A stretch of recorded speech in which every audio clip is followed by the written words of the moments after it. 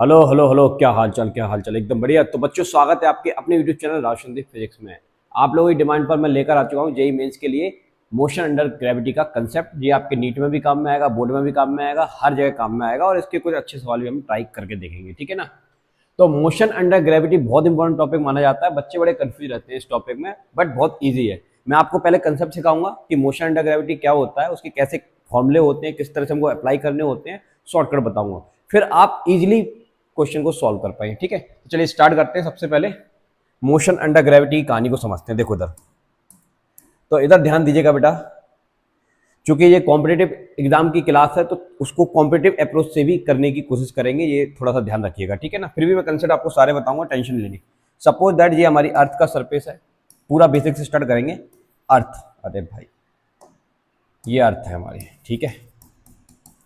यहां से हम एक बॉल को छोड़ रहे हैं। तो जब भी हम बॉल को, स्टोन को छोड़ते हैं, ड्रॉप वर्ड यूज करेंगे। क्या वर्ड यूज करेंगे बेटा? ड्रॉप वर्ड यूज करेंगे, ठीक है। ड्रॉप कर रहे हैं, ठीक है। जैसे हम छोड़ते हैं तो भाई साहब ये अपने आप मोशन करती है। कौन है जो इसको मोशन करा रहा है? जाहिर सी बात है, अर्थ है जो इसको मोशन करा रही है। तो ये अर्थ के अंडर में मोशन कर रहा है ना, इसलिए ये किस टॉपिक में स्टडी किया जा रहा है? मोशन अंडर ग्रेविटी में स्टडी किया जाता है, ठीक है। अब जब ये नीचे गिरता है तो अर्थ इस पर एक एक्सेलरेशन लगाती है, जिसको ए ना लिखकर हम जी लिखते हैं। इस ए को हम बोलते हैं acceleration due to gravity. Due to gravity, क्योंकि ये एक्सेलरेशन कौन लगा रही है? अर्थ लगा रही है। तो अर्थ ने जो एक्सेलरेशन लाया है, इसलिए उसका नाम क्या रख दिया हमने? Acceleration due to gravity.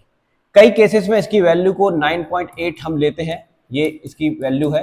लेकिन कभी कभी हम इसको 10 मीटर पर सेकेंड स्क्वायर भी मानकर चलेंगे। अब एक लॉजिक मैं आपको बताना चाहूंगा कि ये जो एक्सेलरेशन होता है ये करता क्या है। सर ये वेलोसिटी को इंक्रीज करता है। अगर मान लो इसकी स्टार्टिंग में वेलोसिटी बेटा 0 है, तो अगर इसकी वेलोसिटी कितनी है, मतलब इसकी वैल्यू कितनी है एक्सेलरेशन की? 10 है। तो ये हर सेकंड उसमें 10 का इंक्रीमेंट करेगा। तो मैं इसमें 10 जोड़ दूंगा तो 1 सेकंड बाद आपकी वेलोसिटी कितनी हो जाएगी? 10 मीटर पर सेकंड हो जाएगी, जो कि पहले 0 थी। 2 सेकंड बाद 10 में और ऐड कर दूंगा तो 20 मीटर पर सेकंड हो जाएगी। 3 सेकंड बाद मैं 10 और ऐड कर दूंगा, 30 मीटर पर सेकंड हो जाएगी। तो इस तरह से जब तक ये ऑब्जेक्ट अर्थ पर नहीं आता है तब तक एक्सेलरेशन ड्यू टू ग्रेविटी का जो भी वैल्यू है उस वेट के साथ इसकी वेलोसिटी क्या होती चली जाएगी? इंक्रीज होती चली जाएगी। तो ये किस तरह का मोशन हुआ, सबसे पहले तो ये पता होना चाहिए। ये जो मोशन हुआ आपका यूनिफॉर्मली एक्सेलरेटेड मोशन है। Uniformly accelerated motion with constant acceleration. भाई यूनिफॉर्म एक्सेलरेटेड मोशन है, ठीक है। और एक्सेलरेटेड मतलब इसमें एक्सेलरेशन इन्वॉल्व है, लेकिन वो एक्सेलरेशन जो है वो कैसा है? कांस्टेंट है। वो अपनी वैल्यू को 10 ही तो रख रहा है, 10 से ज्यादा तो नहीं कर रहा, कम भी नहीं कर रहा, उतनी ही रख रहा है। ये चीज हो गई। तो ये एक बेसिक सी बात थी जो मैंने आपको पहले बताई। अब मैं आगे बढ़ता हूं। अब इसमें कुछ केसेस होते हैं, जैसे केस हम फर्स्ट ले लेते हैं। केस फर्स्ट हम लेते हैं बेटा, ड्रॉप का केस लेते हैं। अगर हम एक बॉल को क्या कर रहे हैं? ड्रॉप कर रहे हैं। एक बॉल को या स्टोन को, किसी भी चीज को हम ड्रॉप कर रहे हैं, तो क्या होगा? देखो इसके सारे एक्शन आपको मैं बता दूंगा, ध्यान सुनिएगा। यहां से हमने एक बॉल को ड्रॉप किया, तो ड्रॉप शब्द लिखकर आ जाए, मतलब u बराबर 0 ही आपको रिगार्ड करना है। इन दिस केस आपका a की वैल्यू g के बराबर होगी, ठीक है। और g की वैल्यू को हम 10 लेकर चलेंगे कैलकुलेशन को आसान करने के लिए, ठीक है। फिलहाल अभी मैं इसको g मान रहा हूं, ठीक है। अब हमसे इसमें कितनी वैरायटी के क्वेश्चन पूछे जा सकते हैं? पहले तो ये सुन लो कि इस बॉल को हम ड्रॉप कर रहे हैं, कितनी हाइट से कर रहे हैं, मतलब हमसे हाइट पूछ सकता है। ये बॉल 1 सेकंड बाद यहां पर आएगी, तो t सेकंड में इसकी वेलोसिटी कितनी है? गिरने के बाद t सेकंड, 2 सेकंड में वेलोसिटी कितनी, 3 सेकंड में वेलोसिटी कितनी, 4 सेकंड में वेलोसिटी कितनी। तो अलग अलग टाइम पर इसकी वेलोसिटी पूछी जा सकती है। जब ये टकराएगा तो इसकी स्ट्राइकिंग वेलोसिटी भी आपसे पूछी जा सकती है। तो इस तरह के इसमें क्वेश्चन बन जाते हैं। तो पहले इसके कुछ फॉर्मूले पर डिस्कस करते हैं। जैसे कि फर्स्ट इक्वेशन ऑफ मोशन हमको पता है, क्या होता है first equation of motion? First equation of motion आपको सबको पता है बेटा, वो होता है v equal to u plus a t. ये फॉर्मूला होता है। चल u की वैल्यू कितनी है? सर 0 है, तो v बराबर क्या आ जाएगा आपका? ए टी आ जाएगा। अब यहां पर भाई साहब ये बॉल नीचे गिर रही है, किस एक्सेलरेशन से गिर रही है? जी एक्सेलरेशन से। तो जहां पर ए के प्लेस पर हमको जी रख देना है, बस इतना काम आपको करना है।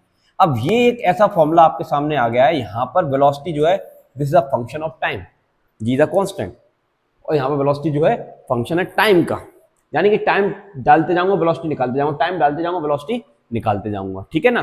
और जी की वैल्यू आपको रखनी है 10।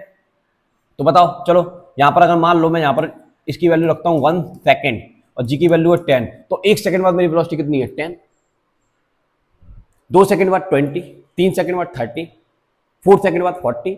इजीली आप निकाल पा रहे हैं। तो ये फॉर्मूला आपके दिमाग में आना चाहिए। इसी को टीचर ट्रिक बोलते हैं, मैं भी ट्रिक बोल देता हूं, कोई दिक्कत नहीं है। चलो ये चीज समझ में आई। अगली चीज मैं यहां पर आपको बताता हूं, ये जो टाइम है इस टाइम को भी आप निकाल सकते हैं अगर आपको फाइनल वेलोसिटी पता है और जी तो आपको पता ही है, तो आप टाइम भी यहां से निकाल सकते हैं। चलो दोनों बातें यहां पर आ जाती हैं। चलिए अब इस पे एक और चीज मैं बताऊंगा। देखिए अगर मैं यहां पर ग्राफ प्लॉट करता हूं, v versus time graph plot करता हूं, तो आप देख रहे हैं कि यहां पर v की पावर कितनी है 1 और यहां पर टाइम की पावर कितनी है 1, क्योंकि यहां पर v फंक्शन है किसका, टाइम का, और दोनों की पावर 1 है, तो यहां पर स्ट्रेट लाइन ग्राफ बन जाएगा। ये स्ट्रेट ग्राफ लाइन ग्राफ का जो स्लोप है वो स्लोप क्या देगा हमको, जी देगा। क्या देगा, जी। स्लोप क्या देगा, एक्सेलरेशन ड्यू टू ग्रेविटी, जो कि यहां पर कांस्टेंट है। चलो ये वाली एक बात यहां पर आपको समझ आई। अब सेकंड इक्वेशन की बात करते हैं।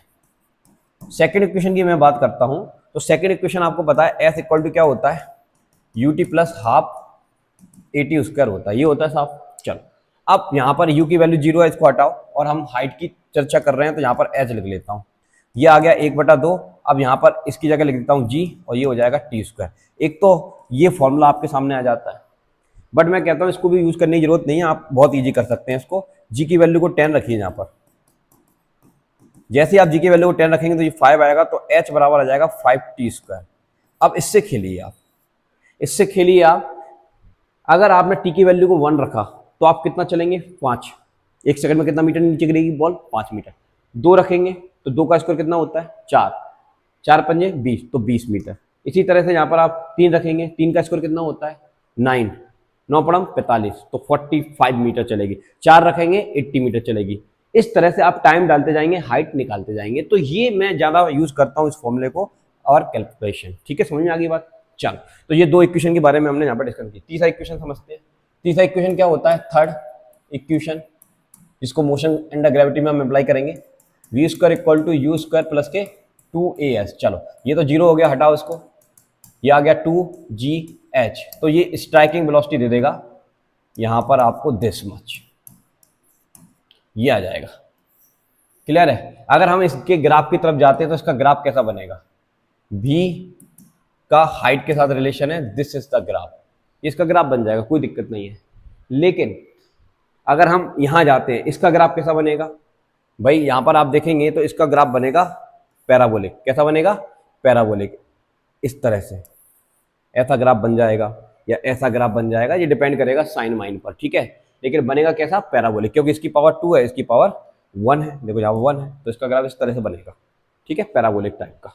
चलिए, तो ये वाली बात सारी समझ में आ गई, क्योंकि जब हम इसके ग्राफ की क्वेश्चन सॉल्व करते हैं तो ये सब चीजें आपको पता होनी चाहिए।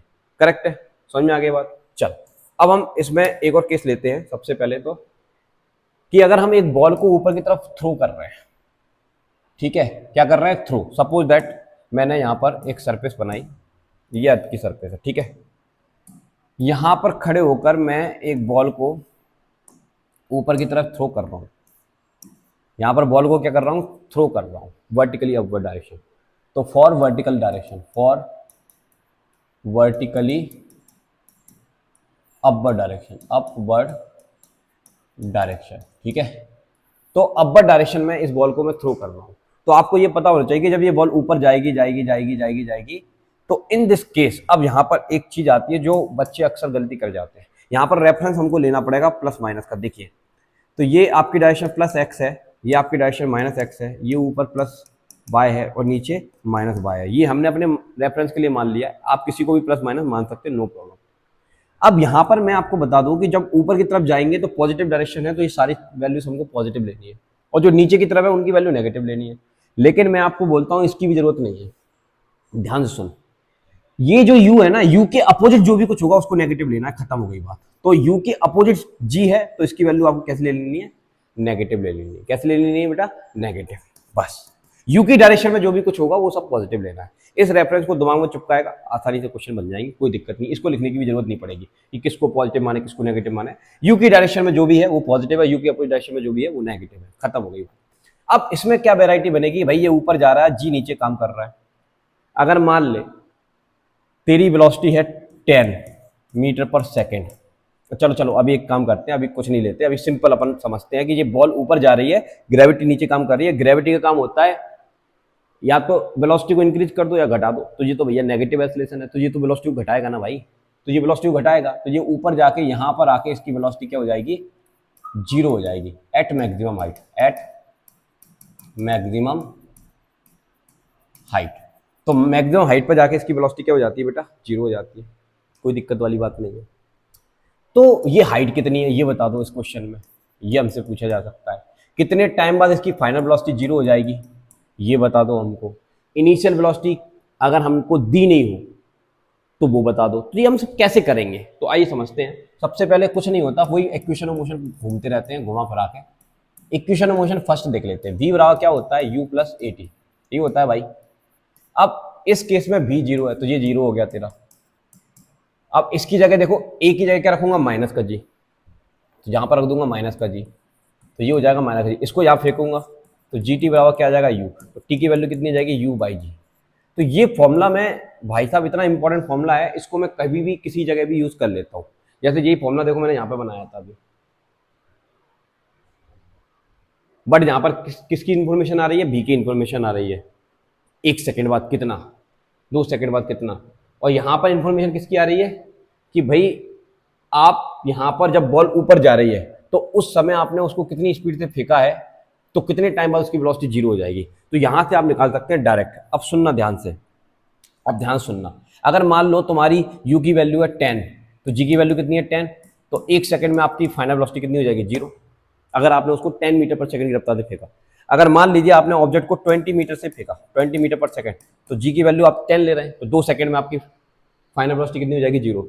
30 ले रहे हैं, 3 सेकंड में फाइनल वेलोसिटी जीरो। तो ये लॉजिक आपको लगाने हैं। सवाल कॉम्पिटिटिव एग्जाम में आपको ये लॉजिक पर चलना है, आपको पूरा सॉल्व नहीं करना है। इसी को ट्रिक कहते हैं टीचर, ठीक है। मैंने भी ट्रिक बोल दिया, चलो कोई दिक्कत नहीं है। टी बराबर क्या हो गया, u बाई जी। तो आपको वेलोसिटी दी है 10, 1 सेकंड में फाइनल वेलोसिटी जीरो, 20 2 सेकंड में फाइनल वेलोसिटी जीरो, 30 3 सेकंड में फाइनल वेलोसिटी जीरो, 50 5 सेकंड में फाइनल वेलोसिटी जीरो, खत्म।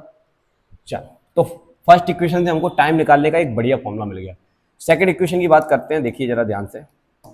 सेकंड इक्वेशन की मैं बात करता हूं। अब सेकंड इक्वेशन में क्या होगा, ध्यान देखना। s बराबर क्या होता है, ut plus half A T square होता है, ये फॉर्मूला होता है भाई। अब देख s h हो गया, यहाँ पर u तेरा u रहेगा, t t रहेगा, ये आ जाएगा। मतलब ये एक तरह का इक्वेशन बन के आ गया आपके सामने। आप चाहें तो यहाँ पर g की वैल्यू रख दें, तो g की वैल्यू आप रखेंगे तो हाइट का टर्म जो निकल कर आएगा वो क्या आएगा, ut माइनस 5t स्क्वायर आ जाएगा।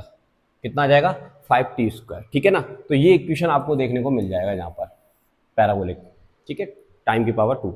ये इक्वेशन आपको देखने को यहाँ पर मिल जाता है सेकंड इक्वेशन में। अब थर्ड इक्वेशन की तरफ जाएंगे, थर्ड इक्वेशन की तरफ जाएंगे बेटा। तो थर्ड इक्वेशन में क्या रूल है, तो v square equal to u square plus के 2a, ये है फॉर्मूला। तो v यहाँ पर जीरो है, तो यू स्क्वायर प्लस की जगह माइनस आएगा, क्योंकि a की वैल्यू माइनस का g रखूंगा, तो 2gh। तो इसको वहाँ फेंकूंगा तो यू स्क्वायर बराबर आ जाएगा 2gh, मतलब u की वैल्यू आ जाएगी 2gh। अब आप यहाँ पर ये देखिए कि अगर आपको गलती से इनिशियल वेलोसिटी नहीं दी है तो आप हाइट के बेसिस पर भी इनिशियल वेलोसिटी फाइंड आउट कर सकते हैं, अगर आपको सवाल में हाइट गिवन है। इस फॉर्मूले से u बराबर अंडर रूट में 2gh, बड़ा इंपॉर्टेंट फॉर्मूला माना जाता है इसको, ठीक है। तो देखिए, अगर एक बॉल को ड्रॉप कर रहा हूं तब फॉर्मूला क्या होता है, स्ट्राइकिंग वेलोसिटी का 2gh। एक बॉल को ऊपर फेंक रहा हूं, नहीं मालूम कितनी वेलोसिटी से फेंक रहा हूं, तब भी फॉर्मूला क्या होता है, 2gh, खत्म। तो आप शॉर्टकट लगाइए और आंसर लेकर आइए, हाल किया। अभी हम सवाल करेंगे, टेंशन मत लीजिए, ठीक है, ये वाली बात होगी। अब हम कुछ एक क्वेश्चन में आपको बताता हूँ, एक दूसरा केस में आपको बताता हूँ क्वेश्चन के थ्रू, इसको जरा ध्यान से समझना। सपोज दैट ये हमारी अर्थ की सरफेस है और यहाँ पर एक क्लिफ है, टावर है, कुछ भी है, सपोज कुछ भी, कोई दिक्कत वाली बात नहीं, ये चीज़ है। तो यहाँ पर हम क्या कर रहे हैं, देखिएगा, यहाँ से मैं एक बॉल को ऊपर की तरफ थ्रो कर रहा हूँ, ऊपर की तरफ थ्रो कर रहा हूँ ऐसे कुछ वेलोसिटी से। मान लो ये वाली हाइट मैंने आपको दे दी 60 मीटर, कितनी मीटर दे दी, 60 मीटर दे दी, क्लियर है। मैं इसको सॉल्व नहीं करूंगा, ट्रिक से आंसर निकालूंगा, इसको देखना ध्यान से। ये मैंने आपको 60 मीटर दे दी हाइट। चल, अब इस बॉल को मैं ऊपर फेंक रहा हूँ कितनी स्पीड से, 20 मीटर पर सेकंड की रफ्तार से फेंक रहा हूँ। अब ये बॉल ऊपर जाएगी, फिर ऐसे ये नीचे आ जाएगी, तो इसको ऊपर से नीचे आने में कितना टाइम लगेगा, ये हमारा क्वेश्चन है। ये चीज़ हमको निकालनी है मान लीजिए। तो हम कैसे निकालेंगे, तो देखो बड़ा आसान है। सबसे पहले दो तरीके हैं इसके। पहला तरीका ये है कि पहले तो आप ये देखिए कि इस बॉल को आप ऊपर की तरफ फेंक रहे हैं, तो ये बॉल कितने टाइम बाद इसकी फाइनल वेलोसिटी जीरो हो जाएगी, ये हमको निकालना आता है। अभी बताया था ट्रिक मैंने, u/g से निकालना आता है। u की वैल्यू कितनी है 20 और g की वैल्यू कितनी है 10। 2 सेकंड में इसकी फाइनल वेलोसिटी जीरो हो जाएगी। मतलब यहाँ से यहाँ तक का जो टाइम रहेगा वो कितना रहेगा, 2 सेकंड रहेगा। 2 सेकंड में इसकी फाइनल वेलोसिटी कितनी हो जाएगी, जीरो हो जाएगी। अच्छा, 2 सेकंड में बॉल कितना ऊपर गई होगी, उसको कैसे निकालोगे, उसको निकालने का तरीका है h बराबर 5t²। ये वाला फॉर्मूला आप कहीं पर भी चिपकाइए, बॉल ऊपर जाए चाहे बॉल नीचे आए, मोशन अंडर ग्रेविटी में कहीं पर भी लगाइए, आपके आंसर करेक्ट आएंगे। देखो 2 सेकंड में कितना गई होगी, तो यहाँ पर 2 रखेंगे, 2 का स्कोर कितना होगा 4, 4 5 जा 20, तो आंसर है 20 मीटर गई होगी। तो आपको हाइट भी पता चल गई ये वाली, इसको h1 मान लेता हूँ, कितना मीटर 20 मीटर। क्लियर है। अब देखो, तो यहाँ से लेके यहाँ तक का टाइम पता है, यहाँ से लेकर यहाँ तक का हाइट पता है, और फाइनल वेलोसिटी कितनी है, जीरो। अब क्या करो, इसको इधर वाले केस को भूल जाओ। अब ये देखो कि भैया यहाँ से बॉल की फाइनल वेलोसिटी जीरो हो गई, ये वाला केस देखो, यहाँ पर फाइनल वेलोसिटी जीरो हो गई, तो ये अब ड्रॉप का केस हो गया। ये पूरा कौन सा केस हो गया, ड्रॉप का केस। अब ड्रॉप के केस में आप क्या निकाल सकते हो, टाइम निकाल सकते हो। क्या निकाल सकते हो, टाइम। कैसे निकालोगे, तो सुनना ध्यान से, यही फॉर्मूला लगाओ आप। कौन सा वाला, h बराबर 5t²। क्यों ये वाला लगा रहे हैं भाई, ये ड्रॉप का केस है ना यार, ये तो जीरो ही हो गया ना, ये तो जी, अरे ये फॉर्मूला है h बराबर ut प्लस हाफ at²। तो u तो जीरो हो गया, ये h है, और ये 10 रखा था मैंने, ये 5 आ गया, खत्म, वही तो है। तो मैं आपसे इसलिए कह रहा हूँ कि ये फॉर्मूला आपको दोनों में वैलिड हो जाएगा, माइनस फाइनल के चक्कर में पढ़ने की भी जरूरत नहीं पड़ेगी। तो अब इसमें देखो, अब ये हाइट चाहिए, यहां से लेके यहां तक की हाइट कितनी है, तो अब सुनना, यहां से यहां तक की हाइट कितनी है 60, और ये कितना ऊपर गया 20, तो कितना हो गया 80 मीटर हो गया। मतलब आपको ये वाली हाइट पता है। तो अब आप यहाँ पर ये सोचिए कि मैंने ये हाइट इसलिए निकाली थी क्योंकि जब मैं ये वाला पोर्शन सॉल्व करने आऊंगा ना, तो वहां पर मैं टोटल हाइट यूज करके ड्रॉप की केसेस का आंसर निकाल लूंगा। तो यहाँ पर मैं आप हाइट रखूंगा 80, और ये हो गया 5t², ये हो गया आपका 16t², मतलब t = 4 सेकेंड हो गया। ये t = कितना हो गया 4 सेकेंड। तो अब सुनो, ऊपर जाने का टाइम बॉल का कितना 2 सेकेंड, नीचे आने का टाइम 4 सेकेंड, तो टोटल टाइम कितना, तो टोटल टाइम t1 + t2 मान लो, तो आ जाएगा 2 + 4, मतलब 6 सेकेंड में ये बॉल कहाँ गिर जाएगी, नीचे गिर जाएगी। ये एक तरीका हुआ। आपको लग रहा होगा कि सर ने टाइम ले लिया, टाइम नहीं लिया भाई, आपको समझाने के लिए, पूरी प्रोसेस बताने के लिए टाइम लिया है। अदरवाइज मैं अब तक आंसर लिख चुका था, कोई दिक्कत नहीं है, केवल इन दोनों फॉर्मूले से धड़ाक धड़ाक खत्म खेल।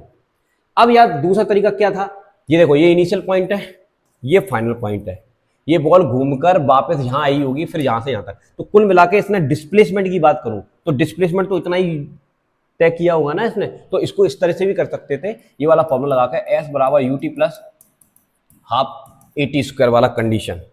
अब ये कंडीशन क्या कहती है, देखो s क्या है, इनिशियल और फाइनल पॉइंट के बीच का बताओ डिस्टेंस, क्योंकि ये जो फॉर्मूला आपने काइनेमेटिक्स के पढ़े हुए हैं वो डिस्प्लेसमेंट का इक्वेशन है, ना कि डिस्टेंस का। समझ में आई बात, डिस्प्लेसमेंट का।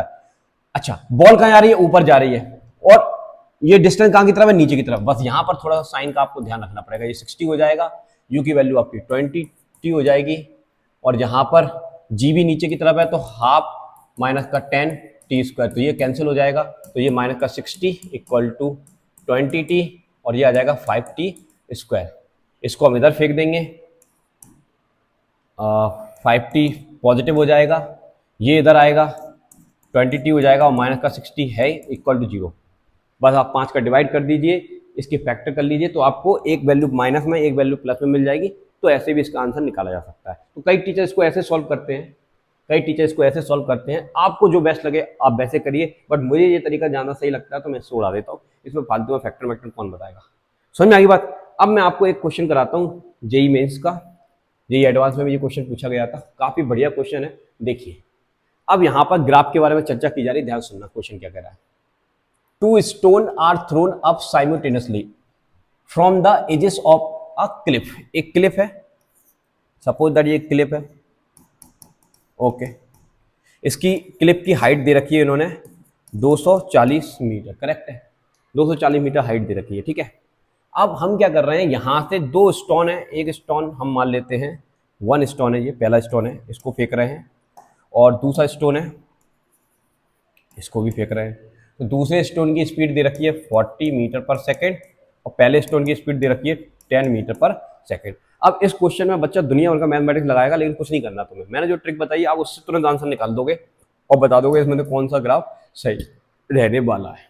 ठीक है, अच्छा तो जरा ध्यान समझना, इतनी बात पढ़कर हमारे दिमाग में क्या क्या आना चाहिए। देखो पहली चीज तो ये समझो कि ये बॉल ऊपर जाएगी, ठीक है, तो कितने टाइम बाद इसकी वेलोसिटी 0 हो जाएगी। तो हमें तो पता है ये 40 है, मतलब इसका टाइम होगा 4 सेकंड।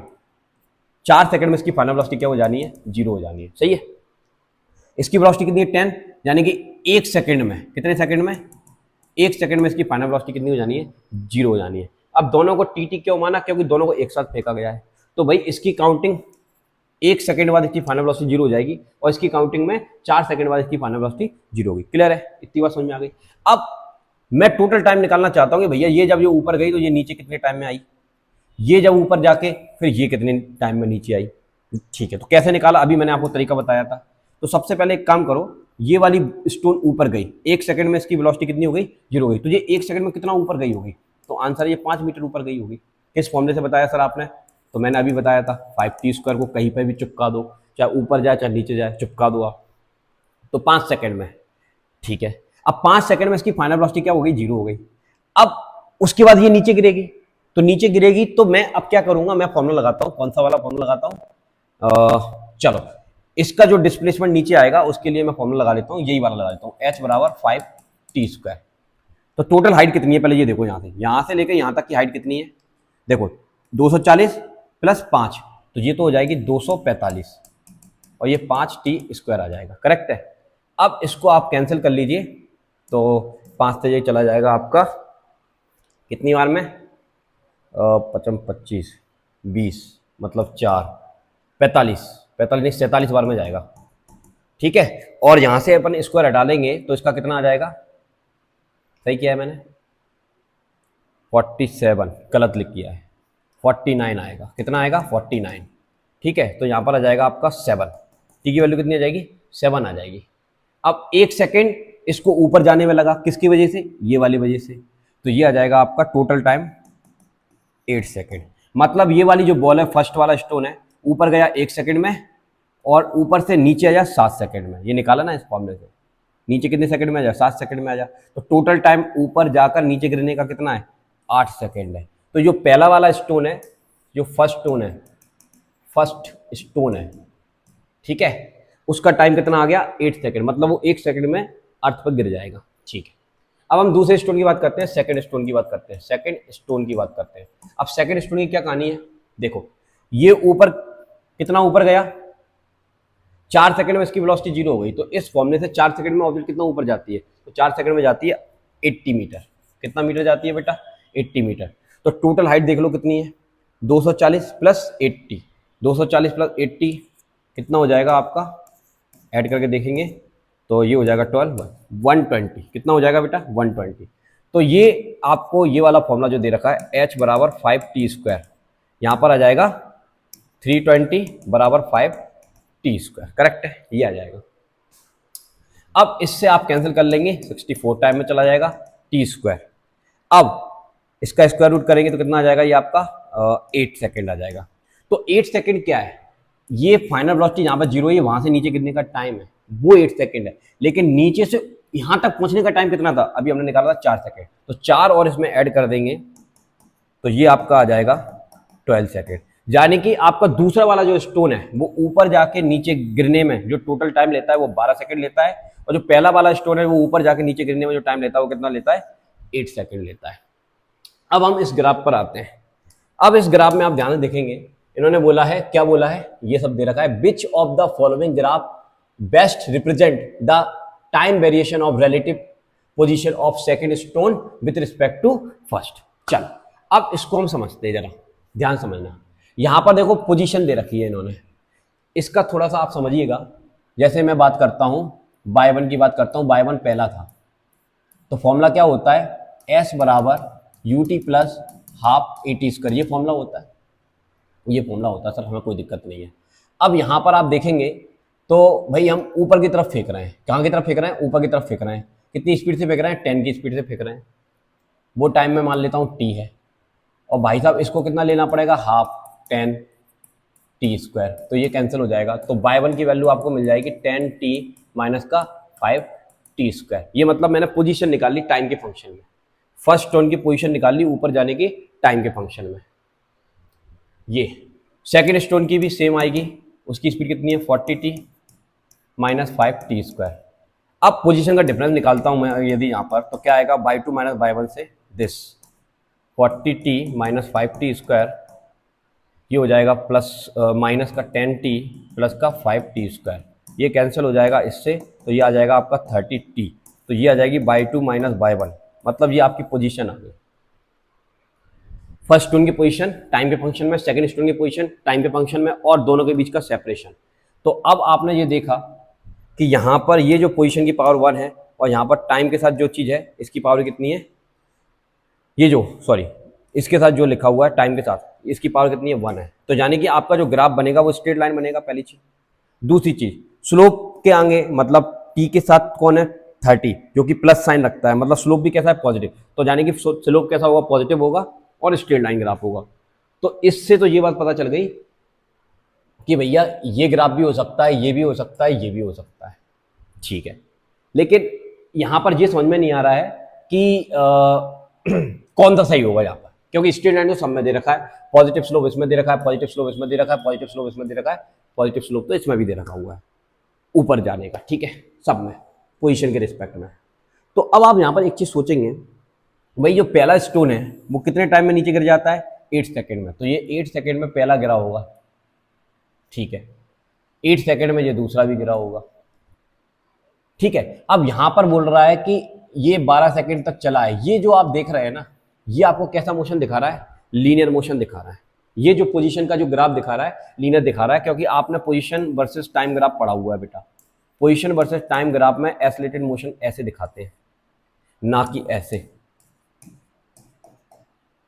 ऐसे, ठीक है, ऐसे नहीं, ठीक है। ऐसे अगर आप चेक करने की कोशिश कर रहे हैं तो ये एक्सेलेरेशन के बारे में इंफॉर्मेशन नहीं दे रहा है, ये वेलोसिटी के बारे में इंफॉर्मेशन दे रहा है। यहाँ पर भाई साहब कोई ऑब्जेक्ट जब नीचे गिर रही है तो उसकी वेलोसिटी लगातार चेंज हो रही है, एक्सेलेरेशन ड्यू टू ग्रेविटी की वजह से। तो यहाँ पर मेरे समझ से कि ये वाला ग्राफ नहीं होगा, ये वाला ग्राफ नहीं होगा, ये तो बिल्कुल भी नहीं होगा, क्योंकि यहाँ पर तो बिल्कुल साफ साफ गलत है, ठीक है। तो ये चीज़ तो हो नहीं सकती।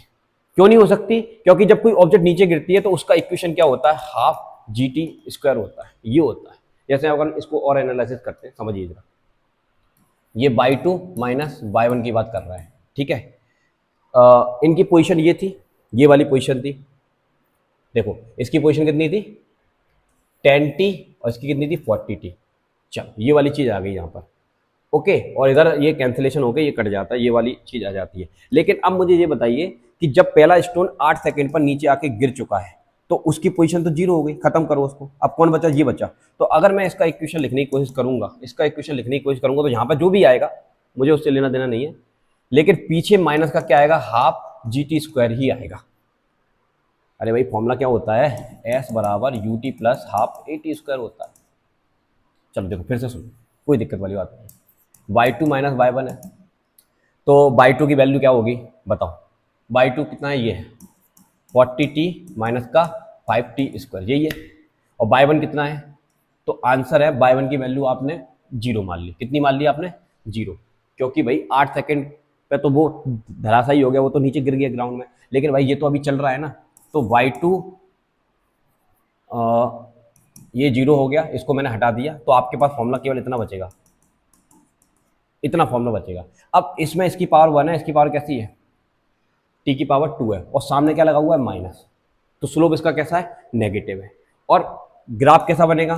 पैराबोलिक बनेगा। कैसा बनेगा? पैराबोलिक बनेगा। ऐसा बनेगा या फिर ऐसा बनेगा। अब ये हम कैसे डिसाइड करेंगे? अब जरा ध्यान सुनना, ये हम कैसे डिसाइड करेंगे इसको जरा ध्यान सुनना। देखो इधर, अब यहाँ पर आप देखेंगे तो अगर मैं यहाँ पर टेंजेंट खींचता हूँ तो ये टेंजेंट भले ही नेगेटिव आ रही है, लेकिन यहाँ पर क्या बता रहे हैं कि ये धीरे धीरे इसका स्लोप घटते जा रहा है। अगर मैं एक बॉल को छोड़ूंगा तो उस पर एक्सेलरेशन ड्यू टू ग्रेविटी काम करेगा, तो उसकी वेलोसिटी बढ़नी चाहिए, लेकिन यहाँ पर क्या बता रहा है कि वेलोसिटी घट रही है। पहले ज़्यादा थी, फिर धीरे धीरे घट के 0 हो गई। और यहाँ पर क्या है, पहले वेलोसिटी कम थी, फिर बढ़ी और फिर बहुत ज़्यादा बढ़ गई। और नेगेटिव स्लोप है, सही बात है, नेगेटिव है, हमारे इक्वेशन के अकॉर्डिंग नेगेटिव भी है। तो यहाँ पर करेक्ट ऑप्शन कौन सा होगा, ये वाला होगा। तो आप देख रहे हैं कि भाई एडवांस लेवल के जब क्वेश्चंस आते हैं जेई में, तो कितना कुछ आपको पता होना चाहिए, तब जाके आप आंसर ला पाएंगे।